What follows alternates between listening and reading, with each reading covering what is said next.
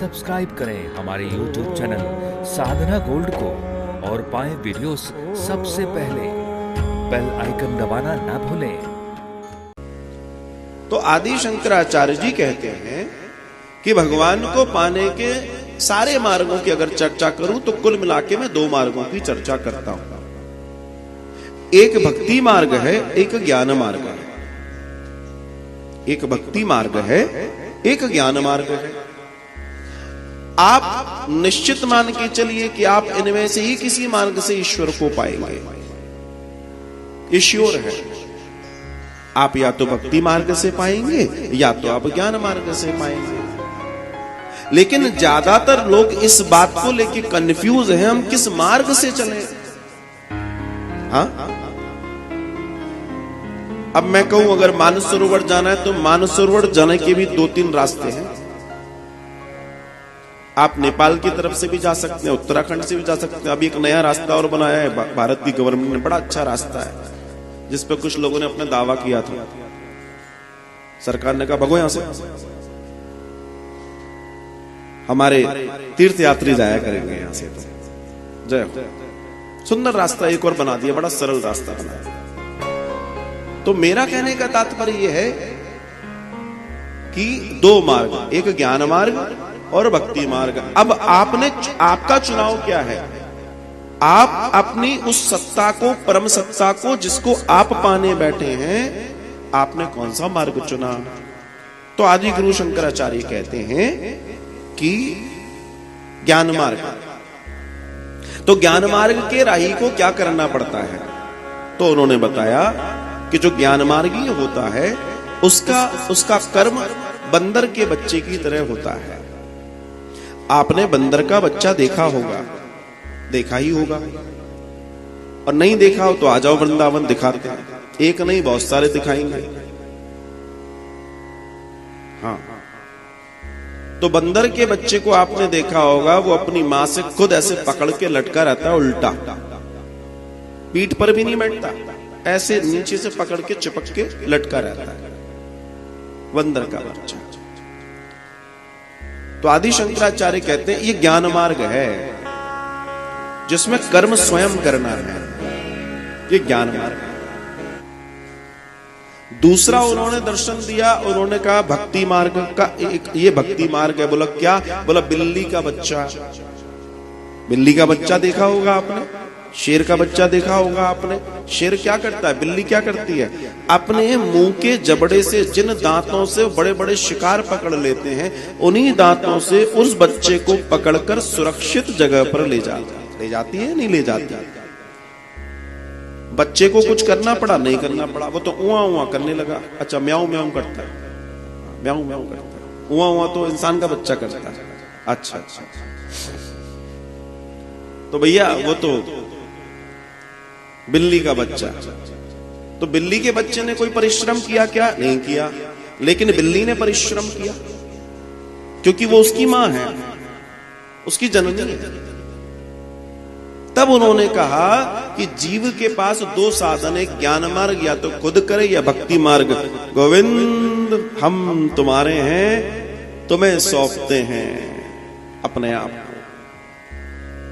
कितना सुंदर मार्ग है। इसमें आपको कुछ नहीं करना। भक्ति मार्ग में आपको तो बस अपने आप को उस धारा में छोड़ देना है। जैसे आपने प्रतिदिन कथा सुनने के लिए धारा में अपने आप को छोड़ रखा है। अब हो सकता है आपको कुछ समझ आए नहीं आए, क्योंकि मुझे भी इतने अच्छे से समझाना तो आता नहीं है। भगवान जो बुलवा देते हैं मैं बोल देता हूं, ना मेरे पास कोई क्रम है, लेकिन जो गोविंद बुलवा रहे हैं मैं बोल देता हूं। तो भगवान की कृपा आप पर बनी रहे। मेरे को क्या, मुझे तो नहीं मालूम क्या बुलवा रहे हैं, लेकिन आप समझ रहे हैं, बहुत बड़ी बात है। आप ज्ञानी आ जाए, आपको समझ में आना चाहिए। तो आप जो सुन रहे हैं, अगर आप निरंतर सुन रहे हैं, निरंतर सुन रहे हैं, निरंतर सुन रहे हैं, तो फिर एक बात कह गए हमारे पूर्वज कि करत करत अभ्यास जड़मत होत सुजान। अगर आप रेगुलर प्रैक्टिस में हैं, निरंतर अभ्यास में हैं, तो एक दिन जो जड़मती होता है ना, वो भी विद्वान हो जाता है। तो आप बने रहिए, बस बने रहिए आनंद के साथ। जैसे हम गंगा जी में प्रवेश करते हैं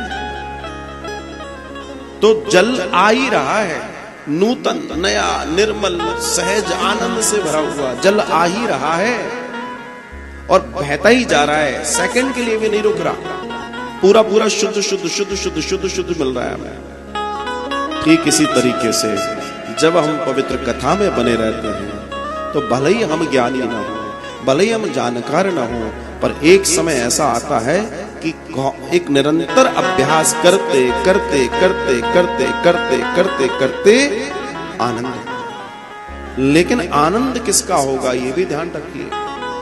मैं आपसे यहां सावधान कर देना चाहता हूं कि कथा सावधान करके ही सुननी चाहिए।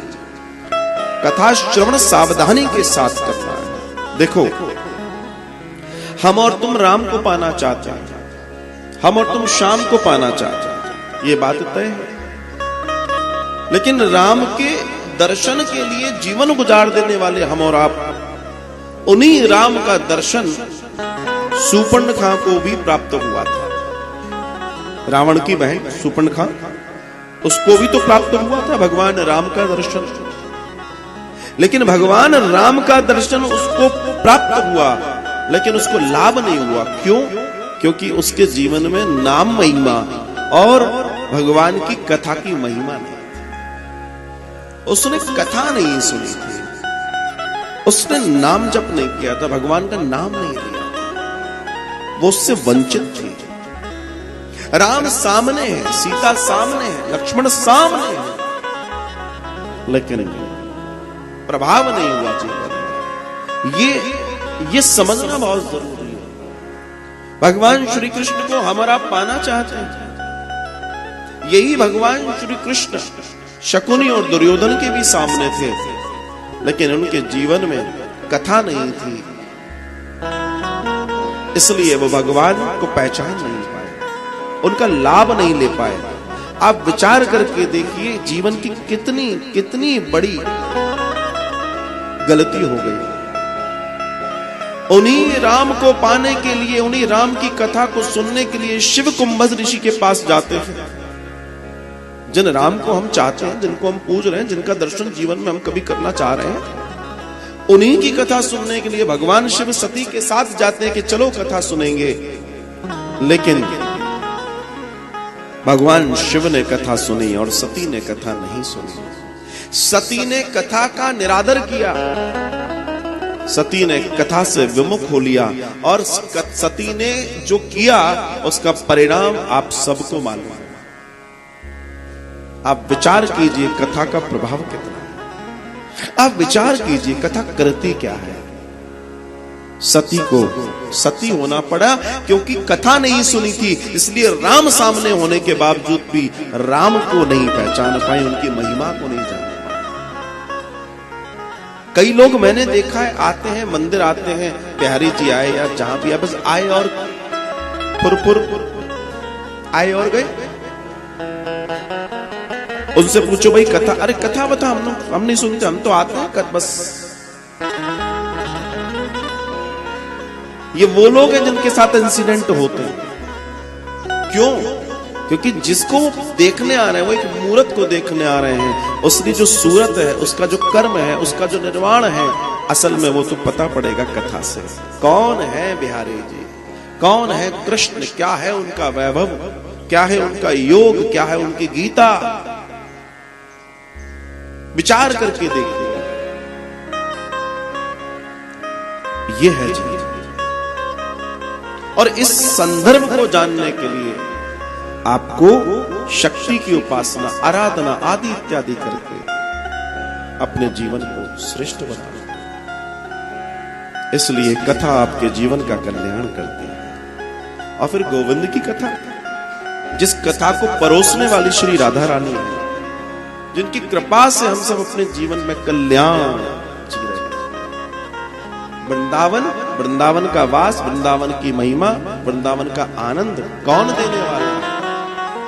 श्री बरसाने वाला। तो जिस नाम, जिस धन की हम चर्चा कर रहे हैं, जिस कथा की हम चर्चा करने बैठे हैं, ये सब वही है जिसकी कृपा से ये सब चल रहा है।